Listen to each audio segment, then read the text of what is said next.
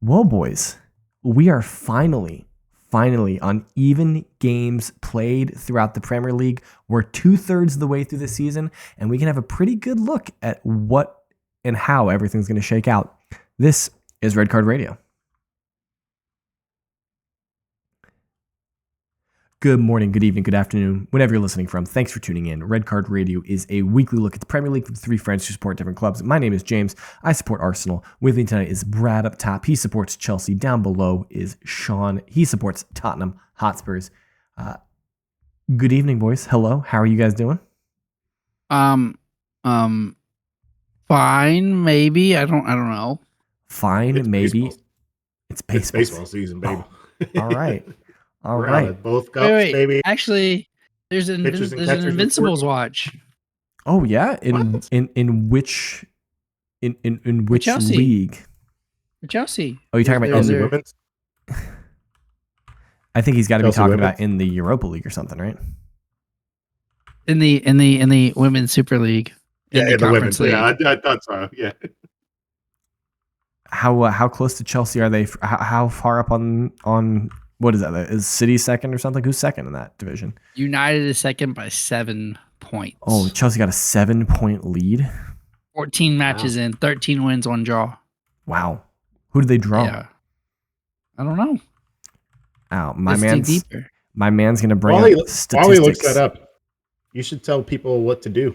You should boss our listeners around. I can do that. I'm good at bossing people around. So just ask my children. But if you're new here, if you just stumbled across us, hit that subscribe button, ring the sub notification bell. If you're on one of the podcast sites and we miraculously remember to upload it to that site, follow, 5-star review, whatever your platform so allows. We really appreciate that thing. If you hit the share button, put it on your social media, send it to your football loving friends, or perhaps your football loving worst enemies. It doesn't matter to us who you send it to, but the share button really does help us out a lot. Listen to the end, help us defeat the algorithm, all that good stuff. We really do appreciate it tremendously. So, with that being said, while Brad's still looking up the statistics for Chelsea Women's, I'm going to bring up the Premier League table because, like I said and alluded to earlier, Why? everyone, Do we have to? No. everyone, I mean, Do we it's have fine. to? everyone have is to look at on it. 25 games played. As you can see here, Liverpool have currently a 7-point lead over Arsenal in second. Nottingham Forest, Manchester City round out the top 4. Fifth is Bournemouth. Chelsea are down to 6th. Newcastle 7th. Fulham, Villa, Brighton, Hove Albion round out the top 10. Turning our attention to the bottom half of the table. 11th, Brentford. I think that's pretty respectable for Brentford. 12th, Tottenham. What? We'll have to talk about that. Crystal Palace is Yeah. 13th. Crystal Palace is still vibing their way to 40 points, so they're still on the hunt. Everton is 14th. Interestingly enough, I have not yet mentioned Manchester United because they are languishing in 15th on 29 points. Yes, they are. Let that sink in for just a little bit. Manchester United have played 25 Premier League games this season and have 29 points. All I keep thinking about, and we don't got to dive into the game yet, but all I keep thinking about is when Jose Mourinho in that press conference absolutely tore down United and their supporters and the front office in like 2 minutes. It's when he was there, and it was true. All of it was true. All of it was true. It's astonishing. And on top of that, it seems like they're into some austerity measures. They keep laying off employees of the club. They're talking about how they have to sell players in order to buy players. This is Manchester United, the largest footballing institution in England. I don't understand what's going on there. West Ham, Wolves round out the non-relegation zones. Ipswich, Leicester, Southampton, the 3 recently promoted teams in the relegation zone. It is worth pointing out that there is a gap between West Ham and Wolves, and it's really a 4-team race for the relegation because West Ham are what are they, 9? 10 points clear of 18th. 10 points clear of 18th. But Wolves are only 2 points clear of 18th and okay. 19th. Yeah. So So yeah, it's really a 4-team race for that relegation zone, which is not something we've had in a few years, at least. Normally, we've got a Well, dog and pony show down there at the bottom. the but thing this year the thing is, Leicester, Ipswich, Wolves, those three teams are kind of vying for the final two relegation spots. Or I should say, those three teams are vying for the one safe spot. I don't think anyone thinks Southampton are going to save themselves. Southampton are dreadful, and they don't seem like they have anything left. If in some miracle they are able to save their season, it will be incredible. Yeah, I don't know. It should be an interesting race. I think that Wolves just have too much in the tank comparatively. So as much as I think I picked Leicester to finish 12th. So I think I did too. I have to pick Leicester pretty high. I think we all did. Yeah, I think it would be. I don't think I had them top 10, but yeah, it was probably around the high teens to 12-ish. Mistakes were made. Were certainly made. I just assume with Vardy, like they still got some names. Like they still got people. They're still got players. They didn't all of a sudden become bad. I don't know what's going on over there. I mean, they did because they got relegated. They got relegated. Yeah, got relegated. So I don't know. We just had I think it's our bias that like they just won. They were in like Champions League, Europa League, and so we were like, oh, they went down. They'll come right back up, and we thought it was a fluke. We thought it was a fluke that they got relegated. Yes, and now we're seeing that it wasn't. We all fell into this trap that it was. We thought it was a fluke. They were like, this is the Leicester of 5 years ago. They will be formidable. They'll finish top half. And we all fell into that trap, and it's understandable, but not really excusable. Okay, football that was played this weekend, or I should say this last week, because a week ago we had the Merseyside Derby, the final Merseyside Derby from Goodison Park, Everton, Liverpool. This was the makeup game. It was a little bit rainy in Liverpool a couple months ago, little windy, so they decided not to play the game in November, December, whenever it was, and to be fair, fireworks after the game. To be fair, guys, it probably was in all of our best interests that game not get played then, because Sean Dyche got fired, David Moyes came in, and Everton stopped playing like absolute refuse. They're like actually trying to play football now, and so Everton get the 98th minute equalizer against Liverpool. Out of 5 minutes of extra time. Correct. There were 5 minutes of extra time. They score in the 8th minute of extra time to get a draw. I think that they were just going to continue to play until Everton scored, and I'm okay with it. What? I mean, no, I'm not okay with it. I'm not. It was a wonderful goal, by the way. Like taking nothing away from. Yes. What was that? It was Tarkowski. Tarkowski. Yeah, it was Tarkowski. Absolutely laced it. Top net. I mean, just struck it so pure. On the volley, like just his body position was great. So what I will say is I'm confused. As a football fan, I'm confused why there were 8 minutes of extra time. I don't remember there being 3 minutes of stoppages in extra time. So I'm slightly confused why the game was still happening in the 98th minute. I will also say there was a moment in extra time that I believe it was two Everton players ran into each other. Yeah, and were laying on the ground. But is that 3 minutes of extra time? I don't think so. I don't think it was 3 minutes. He might have let it go for a minute-ish, but 3. Okay. The Liverpool supporters are claiming that there was a push on Konate. I see what they're saying, but unfortunately, I have been informed that pushes on center backs are not fouls, and so we're not allowed to complain about them. This is what I've been told. I have empirical evidence and people to tell me that pushes, two-hand shoves to the back, which foul. It was a pretty light push on Konate if I'm comparing it to the one that Joelinton did on Gabriel. It wasn't a sir. It was a two-hand plant. It was not a push. Yeah, was on he Gabriel. feeling? Was he feeling where plant. Konate was? Yeah, was he feeling where Konate was, or was he Either doing a way, bench press? either way, I have sympathy for Liverpool supporters. Michael Oliver, by all accounts, had another horrible game. Missed wasn't very good.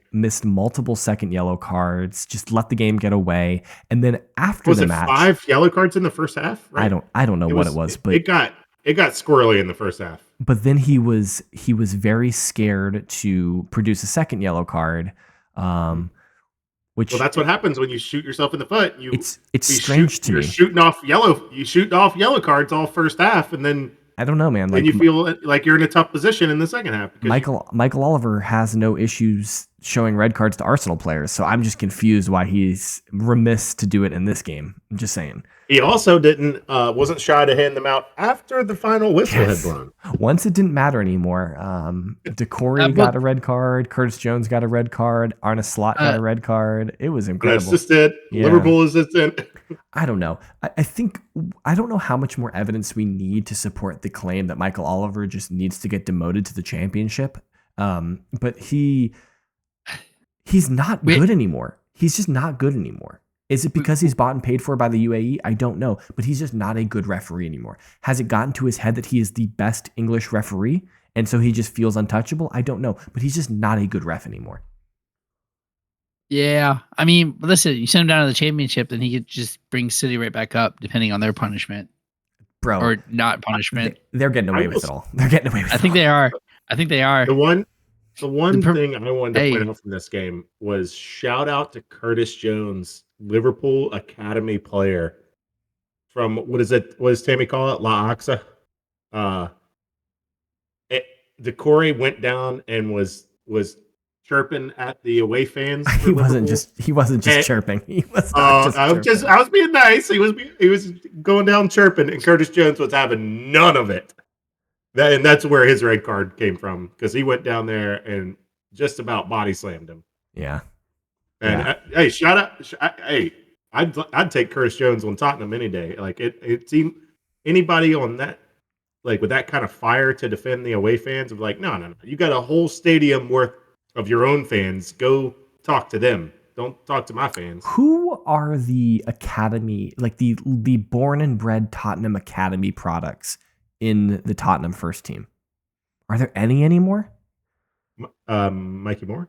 Okay, he was like a Tottenham Academy kid. Yeah. Oh yeah. Mikey Moore. Oh yeah. Mikey Moore, Scarlett. Dane Scarlett. Yeah. You can count Kane. We picked him up when he was 15, but is he born and bred? No. And Linkshire? and Kane plays for Bayern Munich. Well, no, I was just talking about you were talking about academy players. I meant and the reason why I was bringing that up is because Curtis Jones is a Liverpool Academy product, and it was a Merseyside Derby, and that's why he was so up for it. Last thought, Brad. Last thought. No, I was gonna joke on Sean saying Harry Kane. That'd be like me. He'd be like, yeah, John Terry was a great academy graduate. You know, like he did great things. Oh, I gotta wait, throw Kane in there. He doesn't play anymore. Yeah, I gotta throw Kane in there. No, I mean, listen, man. If we have to be like, hey, who's the ref, or if we know the ref's name, then they are not doing their job. Yeah, that's the end. All be all. Actually, that's a pretty good segue, because do you guys remember what I said about the ref in our game, in the Tottenham game? Mm-hmm. You said, I don't know his name. I have no idea who it is, and then it made me sad because I realized I don't know who this is, because normally in seasons past, we have Michael Oliver or Anthony Taylor because our games matter. And now they don't. So it made me sad, because the reason I don't know the ref's name is because we don't matter anymore, and we're just getting poo-poo refs. It was Peter Banks, wasn't it? Well, Peter Banks. Yeah. Jared. And actually, wait, are we talking about Brentford? No, we're talking about United. No. Tottenham United. Actually, well ref game. I didn't have any quarrels. I didn't see any reason for United to be upset. I thought it was pretty well ref game, honestly. So Tottenham get Vicario back. They get James Maddison back. People are starting to trickle back into the first team. Spurs are currently 9 points off of 8th position. If we're assuming 8th gets into the Conference League, can can Spurs string it to what, Brad? I'm not sure if it does. Well, you're telling me that top 5 get Champions League. Would we then only get 1 Europa League spot, or would we get 2 Europa Leagues? I think so. Well, okay. So you're 9 points off 8th, 11th points off of 7th. As these players start trickling back into the first team, can Spurs do it? Can they pull off the miraculous, make it to Europe next year? I mean, it's got to start with just stringing results together, right? Like you got to just start a 2-game win streak turns into a 3-game win streak. You got to start bundling those up, and then maybe you lose one, and then you keep winning again. And honestly, that's where it starts. You just got to get results here and there. I think Spurs need to look at this as 1-game win streaks instead of being like, we need to put a string together. They just need to put 1 game together over and over and over again. Like, stop thinking about making a run. Like Spurs' only focus needs to be, how do we get a result? How do we get 3 points against Ipswich on Saturday or whatever it is? Right? I saw an interesting graph, and it was an Excel sheet, and it was all of our players of if they are available, if they started, if they were on the bench, or if they were injured. Okay. And when Madison, Romero, Van de Ven went out, at that time, we were 12-4-1. No, I'm sorry, 12-1-4. Okay. 4 losses, 12 wins, and this is all comps. This was all competitions. Okay, not just the Premier League. Because I was going to say you don't have 12 wins in the Premier League. Okay, got it. Yeah, when Madison got injured, we were 4th. And so to harken back to the Leicester story of we thought Leicester would be better. Well, they don't have Madison anymore, and maybe that he was a very important cog in their machine that worked, because you take him out of our starting lineup and we stink, and then you put him back in and we win, and we win it against United. So he's one of the best creative midfielders, one of the best English creative midfielders. So obviously every team is going to miss him when he's not there. So yeah. Okay, I have it. Okay, 4 spots are guaranteed. A 5th will probably be locked in because everybody made it coefficient. So coefficient should get us a 5th spot. 2 places from the table will reach the Europa League if the FA Cup and the League Cup winner do not qualify for a different tournament. Sure. Yes. Sorry, if they do qualify for a different tournament. So Newcastle wins the League Cup. They finish 5th. So their Europa League spot is off the table. Good to go. Correct. They would get Champions League. So then Europa League would go to the table 6th. Yes. So then we're but then who wins the FA Cup also gets a Europa League seat. So both cups get Europa League, which is interesting. No. I thought that the League Cup got. Did they change that? League Cup is guaranteed a place in the Europa League. Oh, interesting. So we could get Newcastle from last year. Or last year, Newcastle qualified for the Conference League. But we're bumped for United winning the league or the FA. FA. Or one of the two. Well, yeah. Are Manchester United still in the FA Cup? League Cup. No, they won the FA. Yeah, they won the FA because they won the League Cup last year.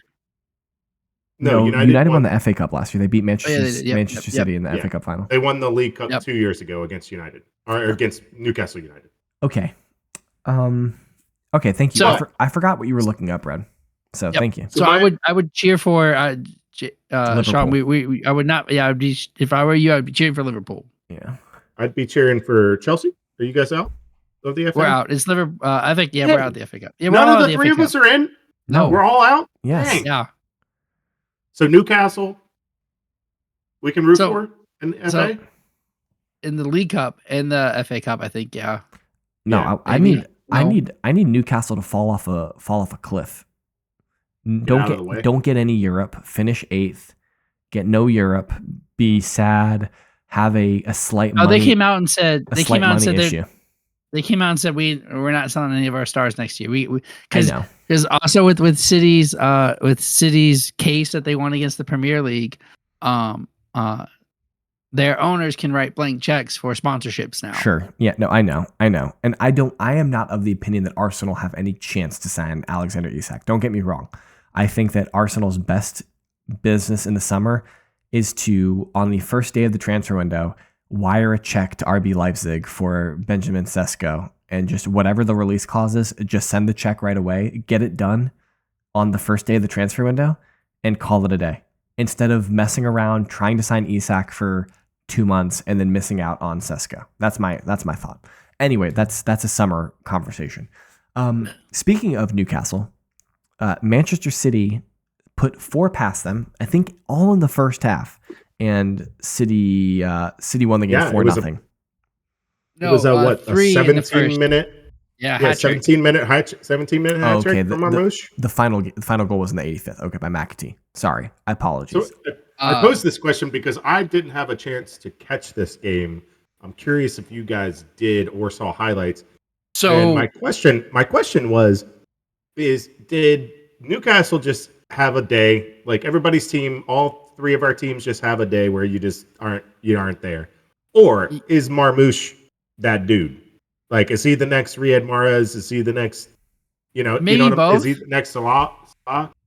Maybe both. Yeah, it could be all. I think Newcastle had a day. Marmoush looked really good against Chelsea as well, but that was his first game where nobody knew really what. Like, yes, sure, Bayer. Like, you had the tape from Leverkusen, but like, how does he play in Pep's system? But I saw the first goal he scored, the Ederson assist. Ederson is back. That long ball is gorgeous. Yeah, but can he stay healthy? Is I guess the question. I'm right. I'm with you. I'm just saying, like, that long ball was gorgeous. The main thing that he is there for. Phenomenal. I mean, isn't that what they did to Chelsea? They just did the ball over the top to Haaland, and Robert Sanchez was in no man's land and just off picking daisies. Yeah. Well, Marmoush was also causing trouble too. Well, the reason I asked that question is I phrased it funny on purpose, but the scouting report on Marmoush is this is the next Salah, Hazard, like the creative winger that just attacks. He goes attacker. 1-on-1. He attacks the defense on or off whether he has the ball or not. He puts the defense in uncomfortable situations. That's the report. That's the scouting report on Marmoush. And I hoped, to all things that are holy, that was not true. No, when he got signed by City, I was just praying. This is a false scouting report. This is not the next Eden Hazard. This is not. So essentially what they're doing is it's 9 back and then over the top to Marmoush or Haaland, and then they're passing it back and forth and scoring goals.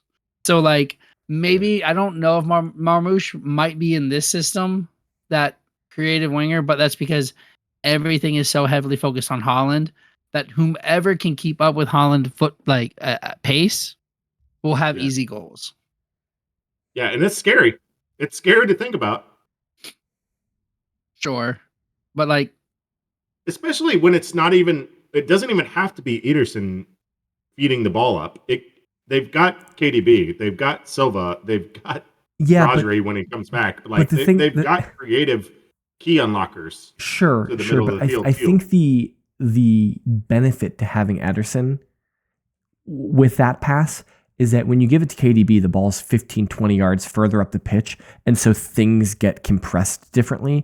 There's less room to run beyond the center backs. Whereas when Ederson has the ball and he's passing, there's probably like 40 yards or 50 yards behind the center backs, behind the full backs that those players can run into.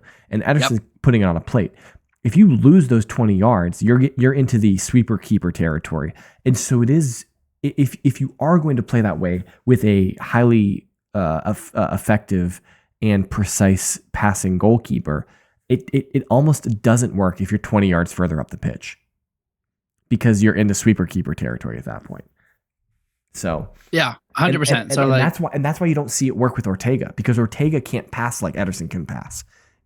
That's actually you made me think sweeper keeper made me think of a point I forgot to mention about Vicario being back. Mm-hmm.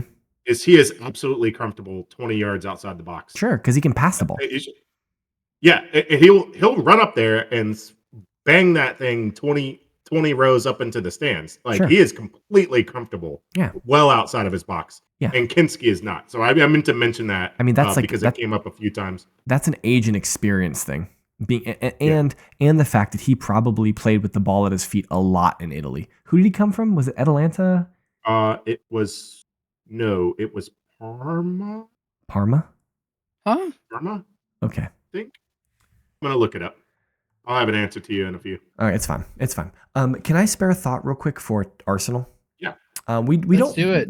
I try not to talk about Arsenal too much. Because I don't want it to dominate the podcast. As the host, I don't want to feel like I am imposing on the podcast. But we haven't really spoken about Arsenal a whole lot over the last few weeks. At least I don't feel like we haven't. At least not since the Wolves red card. But I really was apprehensive, and I thought that Leicester would get a result in this match because of the fact that we are going to have issues scoring goals. Arsenal without Havertz, without Martinelli, without Saka, without, Gabriel Jesus, like we are depleted in the attacking third. You want to talk about like injuries in the attacking third of key players. We have 4 starters for 3 positions that are out injured. Our current crop of attacking players is Leandro Trossard, which is a very good player. Ithman Yeri, who is 17 years old and is a child. Very good player, but is a child. And Raheem Sterling, who is washed. Amazing. He's just done. And it's not his fault that he's washed. It's just that he hasn't had any game time because he's not as good as the other players. And he is a player that needs to be playing every week to have rhythm and form. And he's just, it's not there, Chief.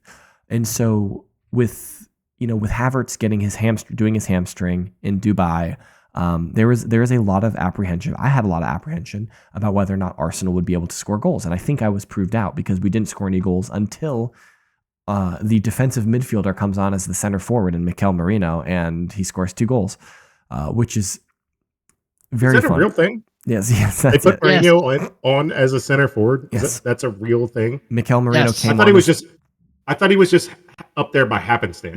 No, they put him on as the center forward. Yep. They put him on as the center forward, and so that's how it works. So I'm very glad that we got that result.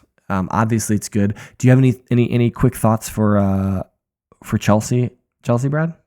What? We didn't play this weekend. I don't know what you're talking about. Oh, okay. Well, Brighton played, and Brighton beat a team 3-0. Brighton, yeah. Brighton a team beat that they've 3-0. A team that they've stolen £275 million from. Stolen? Hey, listen, I'm going to come to Chelsea's aid on this one. Playing at the Amex is hard. I don't care. It's really hard. I do not care. You do not lose 7-0 over 2 games. I don't care where Chelsea is playing. You did. I know. I am for whatever this protest is about on Friday. I stand with them. Yeah. Because it's Blue Co out. Not Blue Co. Oh, they're trying to get Bowley out? No, not Bowley. Egg Bali. Egg Bali. Well, Egg Bali. We want a model change. Yeah, I'm sorry. That's what we want. My issue. Can we? But you've spent $800 billion. You can't complain, in my opinion. But it's just my opinion as an Arsenal fan. Sure. We haven't spent it as well. We spent it as well. We couldn't. Yeah. I don't know. You couldn't. I couldn't really tell you where the money went. Fair enough. Besides Enzo and Casado. I think that's all we've really got for this review episode. We will be back on Friday. We are going to have a preview of round 26. We will recap all of the picks that everyone made for round 25, and we'll get everybody updated on that spreadsheet. But until then, again, thank you so much for listening. Make sure you hit that share button. Hit us up on social media. That guy up top is at KSBradG. Down below is at Whiteheart_Sean. I am at James Tiffany. Collectively, we can be reached at Redcard_radio. And until Friday, we really appreciate you guys listening. Thanks so much, and we will catch you guys later. Have a good one.